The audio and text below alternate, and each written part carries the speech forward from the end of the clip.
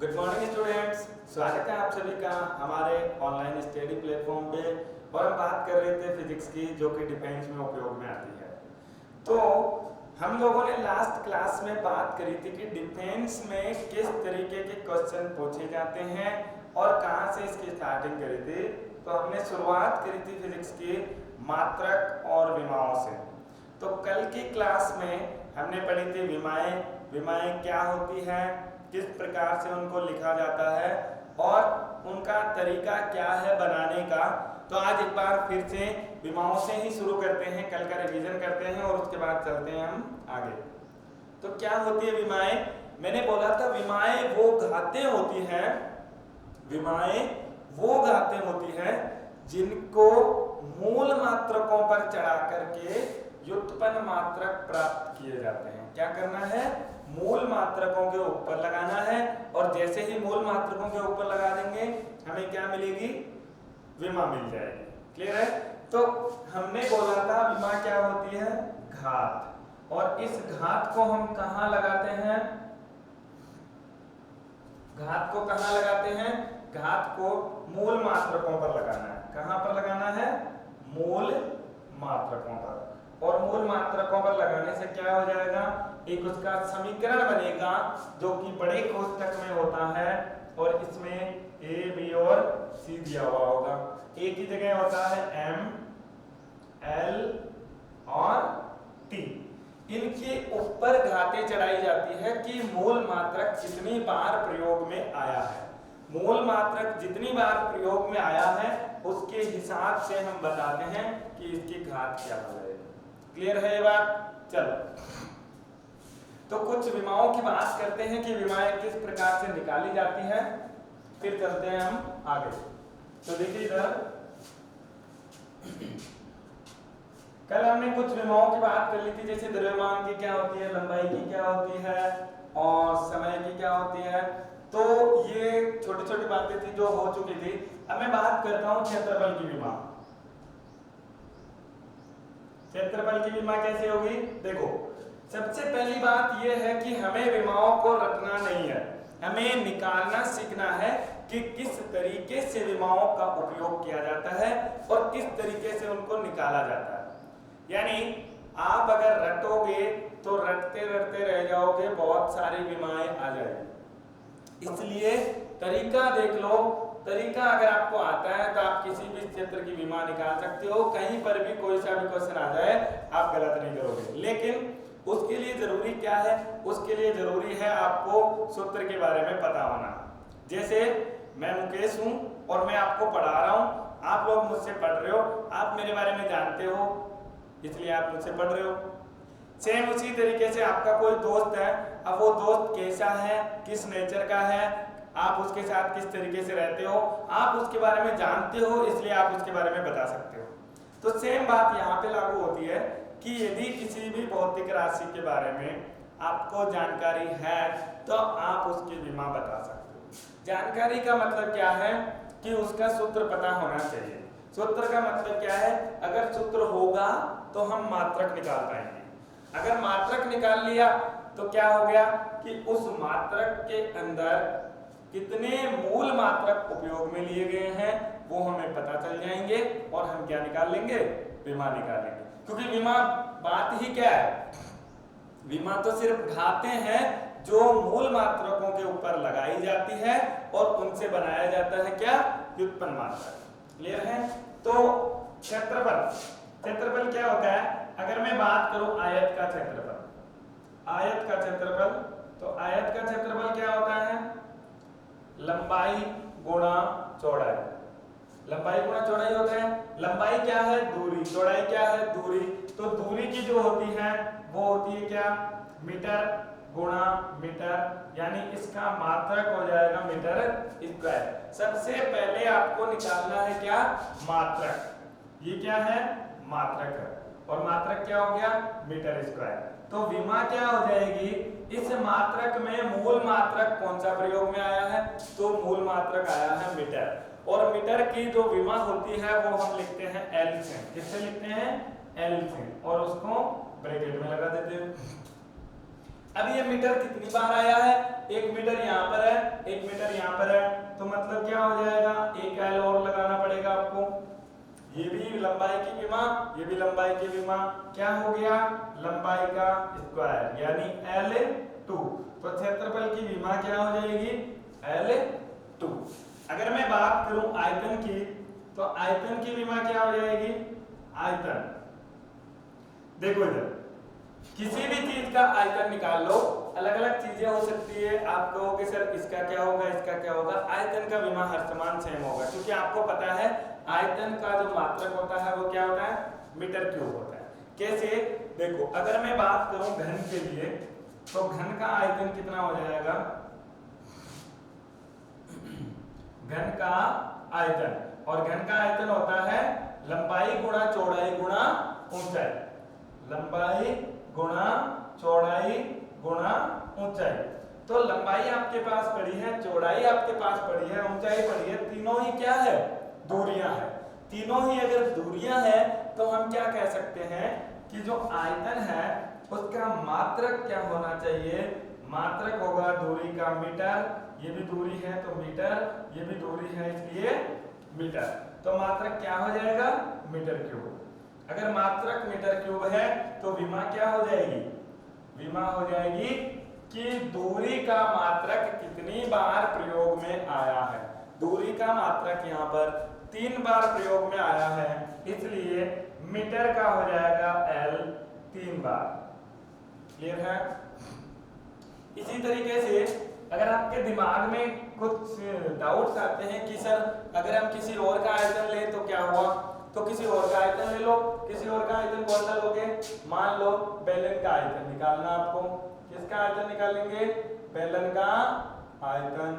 और बेलन का आयतन क्या होता है, देखो यार ये एक बेलनाकार वस्तु है, इस बेलनाकार वस्तु में कैसे बनी बेलनाकार वस्तु, ये दिख रहा होगा आपको, क्या है, वृत्त। ये अगर वृत्त है तो इस तरीके की आप बोल सकते हो ये रिंग है एक तरीके से, और अगर रिंग है तो इस तरीके की आप इसके ऊपर वृत्त रखते जाओगे रखते जाओगे रखते जाओगे, तो कितने वृत्त रखोगे कि ये h ऊंचाई तक पहुंच जाए, मतलब आपको कितनी ऊंचाई करनी है, h ऊंचाई तक।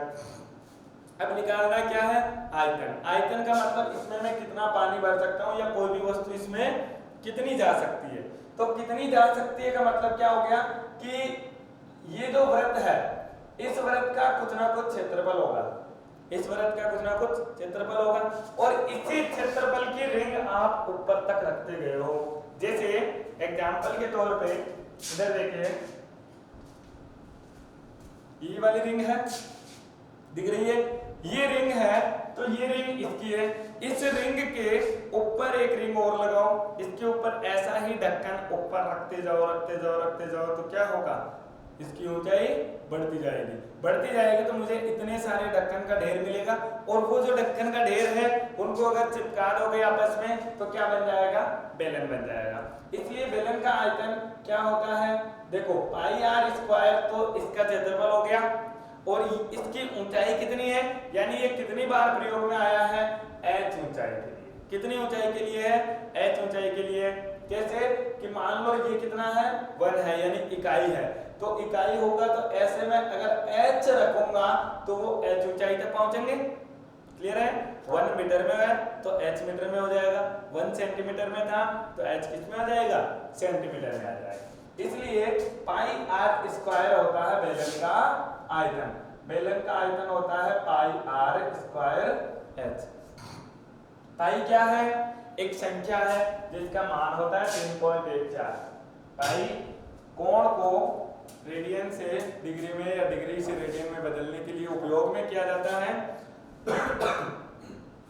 तो बेलन का अगर आयतन निकालना है v, तो पाई यहाँ पे कांस्टेंट है, इसका कोई मात्रक नहीं होता। r क्या है, त्रिज्या। r अगर त्रिज्या है, ये मत बोलना कि सर ये वाली दूरी तो इतनी है, ये वाली दूरी इतनी है। हमें परिमाण नहीं देखना है, हमें सिर्फ ये देखना है कि इसका मात्रक क्या है। और अगर मात्रक निकालना है तो ये देखो क्या है, दूरी, और दूरी कितनी बार आई है, 2 बार, गुणा h क्या है, दूरी, क्या है, दूरी। ये भी दूरी, ये भी दूरी, मतलब 2 दूरियां आपस में यूज हुई है, तो आयतन का मात्रक क्या होना चाहिए? आयतन का मात्रक हो जाएगा मीटर का स्क्वायर गुणा मीटर। मीटर का स्क्वायर गुणा मीटर हो जाएगा आयतन का मात्रक, मतलब मैं कह सकता हूं मीटर क्यूब। और आप देख लो यहाँ भी कितना था, मीटर क्यूब। आयतन आप किसी भी वस्तु का निकालोगे उसमें आपको हमेशा मिलेगा क्या? मीटर क्यूब मिलेगा। क्लियर है? तो एक बार इसको राइट डाउन कर लीजिए, चलता हूं मैं फिर आगे। चलो, राइट डाउन करने का सबसे आसान तरीका है इसको स्क्रीनशॉट ले लिया करो। कई बार क्या होता है कि क्लास है तब लिखने का टाइम मिलता नहीं है, क्योंकि समझने में ध्यान रखोगे तो सही बात है, लिखने का टाइम नहीं मिलेगा। और हमें पहले समझना है, लिखाई कोई बाद में होती रहेगी। और लिखाई के लिए क्या करना है, दो ऑप्शन होते हैं आपके पास। एक तो आप वीडियो को दोबारा देखोगे, उसमें टाइम लगेगा, इसलिए सबसे बेस्ट ऑप्शन है कि जब मैं हटता हूं उस टाइम पे वीडियो को पॉज करो और पॉज करके स्क्रीनशॉट कैप्चर करो, और जैसे ही क्लास एंड होती है आप उसको राइट डाउन कर दो। क्लियर है? चलिए चलते हैं आगे। हमने दो देख ली थी। तीसरा, अगर मैं बात करूं विस्थापन की, तो विस्थापन बोलो, विस्थापन या फिर दूरी, दोनों की विमा क्या होती है? विस्थापन या दूरी, दोनों की अगर मैं बात करूंगा तो ये होती है मीटर में, और विमा जो होती है वो होती है L की घात 1। क्लियर है? विस्थापन मीटर में होता है और विमा हो जाएगी L की घात 1। आगे अगर मैं बात करूं वेग या फिर चाल, दोनों यहां पर हम एक ही बोल रहे हैं, आगे ये परिवर्तित हो जाएगी, एक सदिश राशि होती है, एक अदिश राशि होती है, बट उसको हमें अभी नहीं देखना है, हमें सिर्फ विमा निकालनी है। इसलिए वेग या चाल होता है। तो वेग या चाल क्या होता है? विस्थापन बटा समय या दूरी बटा समय, विस्थापन बटा समय। और विस्थापन या दूरी बटा समय होता है, तो इसका मात्रक क्या हो जाएगा? सबसे पहला काम होना चाहिए मात्रक, मात्रक हो जाएगा मीटर और इसका होता है सेकंड। क्लियर है? अगर मात्रक मिल गया है तो हम निकाल लेंगे विमा। और विमा क्या होती है? विमा हो जाएगी, मीटर की होती है L, सेकंड की होती है T, तो L बटे T जो कि हो जाएगी L1 T minus 1, L1 T minus 1। रटना नहीं है, रटोगे तो रटते रटते बहुत फिजिक्स बड़ी है, आप पागल हो जाओगे। इसलिए समझ लो, समझोगे तो बेस मजबूत हो जाएगा। कई बार क्या होता है, बच्चों को लगता है कि बहुत इजी चीज चल रही है क्लास के अंदर। अभी जैसे मैं पढ़ा रहा हूँ, आपको लग रहा है कि सर ये क्या क्षेत्रफल बता रहे हो, दूरी बता रहे हो, विस्थापन बता रहे हो, ये तो हमें आता है, सो व्हाट। तो कभी ये नहीं सोचना, आप जब भी पढ़ते हो तो बेसिक से चलते रहो, क्या पता उसमें कोई ऐसी बात हो जो आपको नहीं पता, क्योंकि ये चीजें जो है वो इस तरीके से पढ़नी चाहिए कि आगे कभी भी आपको ऐसा महसूस ना हो कि यार ये चीज तो आती नहीं है, भूल गया मैं। तो भूलने वाली चीज नहीं होनी चाहिए। पढ़ाई करो तो इस तरीके से पढ़ाई करो कि जो पढ़ा है वो आपको क्लियर आना चाहिए, अदरवाइज तो मत ही पढ़ो। चलो बात करते हैं त्वरण की। तो त्वरण जो होता है, त्वरण क्या होता है? वेग में परिवर्तन की दर, यानी वेग बटा समय होता है। वेग बोलो या चाल बोलो, वेग क्या है? मात्रक की बात करता हूं तो वेग का मात्रक क्या होता है? मीटर प्रति सेकंड, मीटर प्रति सेकंड। समय का मात्रक क्या होता है? सेकंड। तो माइनली मात्रक क्या बन गया? मीटर प्रति सेकंड स्क्वायर। अगर मेरे को मात्रक मिल गया है तो मैं विमा निकाल सकता हूं, और विमा क्या हो जाएगी? देखो, मीटर होता है दूरी के लिए और दूरी की विमा होती है L1। सेकंड जो होता है वो समय के लिए है और समय की विमा होती है T। तो L बटे T, यहाँ पे T कितनी बार उपयोग में आया है? 2 बार। T अगर 2 बार में उपयोग में आया है तो मैं क्या लिख दूंगा? T2। और अगर इसको ऊपर ले जाओगे तो प्लस से क्या बन जाएगा? माइनस बन जाएगा।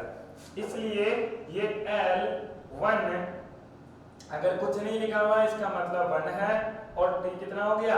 -2। L1 T माइनस 2 किसकी विमा हो गई?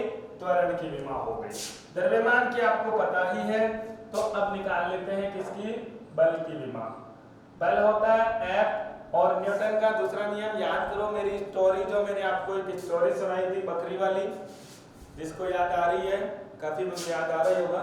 तो देखो बल क्या होता है? F बराबर ma, द्रव्यमान गुणा त्वरण। अगर द्रव्यमान गुणा त्वरण होता है तो पहले सबसे पहला काम होना चाहिए आपका मात्रक। क्लियर है? जैसे जैसे आप इनको करते जाओगे तो आपके दिमाग में अपने आप बनते जाएंगे मात्रक, और विमा आप चुटकियों में निकाल सकते हो बिना पेन उठाए। जैसे पहले इसके निकालते हैं, फिर मैं बताता हूँ कैसे चुटकियों में निकलती है। देखो द्रव्यमान का क्या होता है? किलोग्राम। त्वरण है a, तो त्वरण का मात्रक आपको पता है वेग में परिवर्तन की दर होती है, तो त्वरण का वो जो मात्रक होता है मीटर प्रति सेकंड स्क्वायर होता है, इसलिए त्वरण क्या हो गया? मीटर प्रति सेकंड स्क्वायर। अगर ये बल का मात्रक है जो हम न्यूटन बोलते हैं, तो न्यूटन तो उपयोग में ले नहीं सकते, यहाँ पे हमें मात्रक लेना पड़ेगा जो कि मूल मात्रकों के पदों में हो। तो मूल मात्रकों के पदों में आ चुका है मात्रक। अब क्या करेंगे? अगर आपको विमा निकालनी है तो विमा कैसे निकालेंगे? विमा निकालने के लिए किलोग्राम किसका है? द्रव्यमान का, और द्रव्यमान को हम किससे लिखते हैं? विमा के अंदर m से। m कितनी बार आया है? एक बार। m कितनी बार आया? एक बार आया है। मीटर क्या है? दूरी का मात्रक, और दूरी के मात्रक को हम लिखते हैं l से। l कितनी बार आया है? एक बार। यानी ऊपर वाले पदों की विमा तो ये होनी चाहिए। नीचे क्या है? सेकंड स्क्वायर, और सेकंड यानी टाइम कितनी बार आया है? 2 बार आया है। तो m1 L1 अपॉन T2। अगर इसको ऊपर ले जाते हो तो क्या हो जाएगा? प्लस है माइनस हो जाएगा, प्लस वाला चिन्ह माइनस होगा तो विमा क्या हो जाएगी? विमा हो जाएगी आपकी m1 L1 T minus 2। m1 L1 T minus 2, ये विमा किसकी है? बल की विमा है। क्लियर है? अब देखो आपको जब निकालनी होती है, आपको पता है m, l और t के अंदर विमा आएगी, तो दिमाग में घोड़े दौड़ाने कैसे दौड़ाओगे कि बल क्या होता है? बल होता है ma, F बराबर ma, द्रव्यमान गुणा त्वरण। द्रव्यमान तो एक ही है, किलोग्राम होता है, m के ऊपर आ जाएगा। त्वरण, त्वरण क्या होता है? मीटर प्रति सेकंड स्क्वायर, मतलब m1 L1 T minus 2। Clear है? तो ये आ जाएगा बल। अगर मैं बात करूं संवेग की, अगर मैं बात करूं संवेग की, तो संवेग क्या होता है? संवेग मोमेंटम p से दर्शाते हैं, और p बराबर क्या होता है? m गुणा v। p बराबर होता है m गुणा v। p बराबर mv होता है, यानी किस वेग के साथ कौन सा द्रव्यमान गति कर रहा है। तो m हो गया द्रव्यमान और गुणा वेग, द्रव्यमान और गुणा वेग हो गया, तो मात्रक क्या हो जाएगा? मात्रक क्या हो जाएगा इसका? मात्रक की अगर बात करूं तो द्रव्यमान का मात्रक होता है किलोग्राम, वेग का मात्रक होता है मीटर प्रति सेकंड। वेग का मात्रक क्या हो जाएगा? मीटर प्रति सेकंड। तो विमा की अगर बात करता हूं तो विमा बराबर हो जाएगी केजी, केजी का हो गया m1, m क्या है? दूरी, दूरी के लिए L1, m1 L1 बटे समय, समय के लिए क्या है? T1, तो ये ऊपर जाएगा माइनस हो जाएगा m1 L1 T माइनस 1। ये विमा हो जाएगी किसकी? संवेग की। अब देखो आप लोग ये बोलोगे कि सर हमें संवेग v बराबर mv होता है, ये कैसे पता चलेगा? अरे जब टॉपिक आता है तो उस टॉपिक के अंदर आपको समझाया जाता है बेसिक से कि कौन सी चीज क्या होती है, उसकी फीलिंग करवाई जाती है। अगर आपको उस चीज का बेसिक पता है, यानी संवेग के बारे में पता है कि होता क्या है प्रैक्टिकली, तो आप क्या कर दोगे? संवेग आपको याद रहेगा। और संवेग अगर आपको याद है तो संवेग के बारे में याद है, आपको संवेग के बारे में पता है, तो आप विमा आसानी से निकाल सकते हो। क्लियर है? अगर मैं बात करूं प्रतिबल की, चलो पहले कर लेते हैं दाब की। दाब और प्रतिबल दोनों की विमा एक ही होती है। दाब की अगर मैं बात करूं तो दाब क्या होता है? अलग अलग करते हैं, चलो दोनों चीजें अलग अलग है इसलिए। दाब क्या होता है, P से दर्शाते हैं। और दाब होता है क्या कि किसी भी इकाई पृष्ठ क्षेत्रफल पर लगने वाला बल, यानी दाब बराबर होता है बल बटे क्षेत्रफल, बल बटे क्षेत्रफल। तो हमें पहले निकालनी पड़ेगी बल की विमा। देखो पहले करते हैं हम लॉजिकली, जो बिना पेन उठाए करना है। हमें करना है पहले बल का, और बल क्या होता है, बल बराबर m गुणा a, m हो गया m1 l1 t माइनस 2। नीचे क्या है क्षेत्रफल, क्षेत्रफल कितना आएगा L2, ऊपर L1 नीचे L2, 2 ऊपर जाएगा माइनस हो जाएगा, विमा क्या बच जाएगी m1 l-1 t माइनस 2। कैसे आएगी देखो इधर, बल होता है m गुणा a, क्षेत्रफल होता है लंबाई का स्क्वायर। क्लियर है। तो मात्रक की अगर मैं बात करूं, मात्रक क्या हो जाएगा, द्रव्यमान का मात्रक होता है किलोग्राम, त्वरण का मात्रक होता है मीटर प्रति सेकंड स्क्वायर, बटे लंबाई का मात्रक होता है मीटर का स्क्वायर। तो ये क्या हो जाएगा केजी मीटर बटे मीटर स्क्वायर, और सेकंड स्क्वायर इसके साथ लिख दो तो ये सेकंड स्क्वायर बन जाएगा। 1 मीटर से ये मीटर कट गया, तो चलो सेकंड स्क्वायर हो गया, मात्रक इसका क्या बन गया केजी बटे मीटर सेकंड स्क्वायर। क्लियर है। अगर आपको विमा निकालनी है तो विमा कैसे निकलेगी, विमा हो जाएगी केजी का होता है m1, ऊपर सिर्फ एक ही पद है, नीचे क्या है l1 t माइनस 2, t कितनी बार है 2 बार, सब m कितनी बार है 1 बार, मतलब l1 t माइनस 2। और अगर इसको कंबाइन लिखते हो तो क्या आ जाएगा m1 l minus 1 t minus 2, m1 l minus 1 t minus 2। तो जैसे जैसे आप प्रैक्टिस करते जाओगे आप परफेक्शन की तरफ चलते जाते हैं। परफेक्शन का मतलब है कि इन सब में परफेक्ट हो जाओगे आराम से। आपको अगर किसी का सूत्र पता है और उसका मात्रक आप निकाल सकते हो तो विमा आपके लिए चुटकियों की बात होगी, आप कभी नहीं बोल सकते हो। लिखिए एक बार इसको, उसके बाद हम आगे चलते हैं, जल्दी से राइट डाउन कर लो।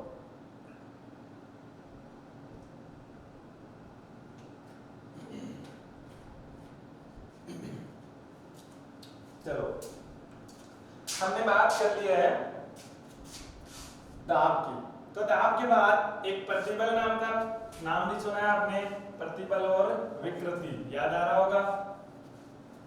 कोई भी चीज होती है वो यहाँ से वहां नहीं होती है, हर चीज किसी ना किसी से रिलेट करके होती है, और पूरा जो सूत्र निकला जाता है वो सूत्र 2 राशियों से या 3 राशियों से मिलके ही तो बनेगा। अगर कोई चीज किसी से मिलके बन रही है तो आपको अगर बेसिक पता है तो आप खुद भी बना सकते हो। कैसे बनाओगे इधर देखो, अगर मैं बात करूं प्रतिबल की तो प्रतिबल क्या हो जाएगा, प्रतिबल जिसको हमने 11वीं क्लास में सिग्मा लिखा था, कई जगह और भी अलग नाम से रिप्रेजेंट किया जाता है, मोस्टली इसको सिग्मा से लिखा जाता है। प्रतिबल जो होता है, प्रतिबल क्या होता है, प्रतिबल क्या होता है, किसी भी वस्तु के ऊपर आप बाह्य बल लगाते हो तो उसमें आंतरिक प्रतिरोधी बल आता है जिसको आप प्रत्यानयन बल बोलते हो। प्रत्यानयन बल बटा उसका जो इकाई क्षेत्रफल है, पृष्ठ क्षेत्रफल है, उससे क्या निकलता है प्रतिबल निकलता है। यानी प्रतिबल भी क्या होना चाहिए, प्रत्यानयन बल बटा क्षेत्रफल। उसमें कौन सा बल लग रहा था दाब के अंदर, जब आपने दाब लिखा था तो दाब में आया था लंबवत बल लगता है, अभी लंबवत बल बटा क्षेत्रफल, यानी किसी भी पृष्ठ पे अभी लंबवत बल लगेगा, वही क्या होता है बल बटा क्षेत्रफल। ये भी बल बटा क्षेत्रफल है, मात्रक दोनों का सेम है, विमाएं दोनों की सेम है, बस दोनों का रिप्रेजेंट करने का तरीका अलग अलग है। तो प्रतिबल को हम लिख सकते हैं बल बटा क्षेत्रफल, क्योंकि वो भी तो क्या है बल है। और अगर मैं मात्रक की बात करूं तो मात्रक क्या हो जाएगा, इसका मात्रक होता है, देखो बल होता है m गुणा a और ये होता है लंबाई का स्क्वायर। तो m होता है किलोग्राम, त्वरण का हो जाएगा मीटर प्रति सेकंड स्क्वायर बटे लंबाई का हो जाएगा मीटर स्क्वायर। सरल करोगे तो मीटर से ये मीटर कट जाएगा, एस स्क्वायर नीचे आ जाएगा, केजी बटे मीटर सेकंड स्क्वायर। और आप देखोगे कि ये जो संख्या आई है, ये जो मात्रक आया है, वो मात्रक जो बल का मात्रक, दाब का मात्रक था, वही इसका मात्रक आया है। तो क्या हो जाएगी इसकी विमा? विमा की अगर बात करता हूं तो विमा हो जाएगी m1 L-1 T-2। अब हम एक एक स्टेप छोड़ रहे हैं क्योंकि इसकी विमा आप निकाल सकते हो डायरेक्टली। ऊपर m1 L नीचे 1 और T नीचे 2, ऊपर जाएगा तो क्या हो जाएगा? माइनस हो जाएगा। चलो ये जो डॉट लगा हुआ है इसका कोई मतलब नहीं है, ये रिप्रेजेंट करने के लिए था कि दो अलग अलग राशियां उपयोग में की हुई है। आगे अगर मैं बात करूं विकृति की, क्या होती है विकृति? विकृति की अगर बात करें तो विकृति होती है किसी भी, आप जब दाब लगाते हो किसी वस्तु का तो उसकी लंबाई में परिवर्तन कितना हुआ और प्रारंभ में लंबाई कितनी थी, यानी लंबाई के अंदर कितना विकृति आ गई है, परिवर्तन कितना हो गया है। तो लंबाई में परिवर्तन बटा प्रारंभिक लंबाई, यानी ये दो लंबाइयों का अनुपात होता है। इसलिए इसका जो मात्रक होगा वो मात्रक क्या होता है? कुछ नहीं। क्या होता है? कुछ नहीं। अगर कुछ नहीं मात्रक है तो विमा क्या हो जाएगी? कुछ नहीं हो जाएगी। मतलब विकृति मात्रकहीन एवं विमाहीन होती है। कैसे हुई? क्योंकि इसमें ऊपर भी लंबाई नीचे भी लंबाई, दोनों लंबाइयां है, तो ऊपर वाली लंबाई नीचे वाली लंबाई क्या हो जाएगी? कैंसिल आउट हो जाएगी। और कैंसिल आउट होने से क्या हो गया? इसका कोई भी मात्रक नहीं होगा, और अगर मात्रक नहीं है तो विमा भी नहीं होगी। इसी प्रकार से अगर आप बोलते हो ई, प्रतिबल और विकृति का जो अनुपात होता है उसको हम क्या बोलते हैं? प्रत्यास्थता गुणांक। कौन सा गुणांक? प्रत्यास्थता। ध्यान रखना, प्रत्यास्थता गुणांक अलग होता है, प्रत्यावस्थान गुणांक अलग होता है। एक होता है प्रत्यावस्थान गुणांक, एक होता है प्रत्यास्थता गुणांक। दोनों अलग अलग होते हैं, एक टक्कर में यूज आता है और एक इधर यूज आता है। ठीक है, तो लिखिए प्रत्यास्थता गुणांक। प्रत्यास्थता गुणांक, और प्रत्यास्थ गुणांक जो होता है उसको ई से दर्शाते हैं, और ई होता है प्रतिबल बटा विकृति। कहां से आता है ये? हुक के नियम से आता है। जो हुक का नियम पढ़ते हो आप, हुक के नियम से प्रतिबल बटा विकृति मिलता है। प्रतिबल का विमा देखो, अगर आपको प्रतिबल की सीधी सीधी विमा है तो सीधी सीधी विमा निकाल के आप निकाल सकते हो, या फिर अगर वैसे पता है तो वैसे निकाल लो। प्रतिबल क्या हो जाएगा? देखो प्रतिबल वहां पे लिखा हुआ है, मैं डायरेक्टली लिख रहा हूं, केजी बटे मीटर सेकंड स्क्वायर। विकृति का कोई मात्रक नहीं होता है, इसलिए विमा क्या हो जाएगी? विमा इसकी वही हो जाएगी जो प्रतिबल की थी, जो कि m1 L-1 T-2 है। क्लियर है? ये कुछ इस तरीके से हम विमाएं निकाल सकते हैं, इसमें कोई दिक्कत वाली बात है नहीं। आप इजीली किसी भी चीज की विमा निकालना चाहो तो वो विमा निकल जाएगी। और अगर मैं बात करूं, चलिए ये कितना हो गया?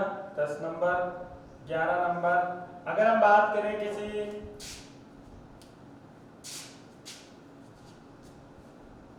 चलो उष्मा कार्य की निकालते हैं पहले। कार्य क्या होता है? कोई भी वस्तु का विस्थापन जो होता है उससे हम कार्य को प्रदर्शित करते हैं, यानी विस्थापन कितना हुआ और उसने कितना बल लगाया। मतलब F गुणा S, W बराबर FS आपने पढ़ा है, बल गुणा विस्थापन। किसी भी वस्तु को आप कितना बल लगा करके उस दिशा में, जिस दिशा में बल लगा रहे हो उस दिशा में विस्थापन कितना होता है, ये होता है कार्य। ज्यादा डिटेल में हम जब जाएंगे, जब कार्य पे आएंगे, तो कार्य W बराबर होता है F गुणा S। F है, बल S है, विस्थापन तो क्या आ जाएगा, बल की विमा कितनी होती है, बल का मात्रक द्रव्यमान गुणा त्वरण गुणा S का क्या है, लंबाई, ठीक है। द्रव्यमान गुणा त्वरण का हो जाएगा मीटर प्रति सेकंड, यानी लंबाई बटा सेकंड स्क्वायर गुणा लंबाई। तो अगर मैं मात्रक की बात करूं, मात्रक क्या हो जाएगा, m क्या है, द्रव्यमान यानी किलोग्राम, यहाँ पे लंबाई, तो मीटर का स्क्वायर बटा सेकंड का स्क्वायर, मीटर का स्क्वायर बटा सेकंड का स्क्वायर। तो विमा क्या हो जाएगी, इसकी विमा की अगर बात करें तो विमा हो जाएगी m1L2 बटे T2, और इसको अगर सरल करोगे तो m1L2 T-2। ये विमा किसकी होती है, कार्य की विमा होती है।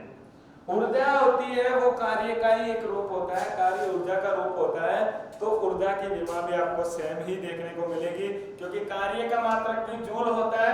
इसी को तो बोलते हैं जूल, क्या बोलते हैं, जूल।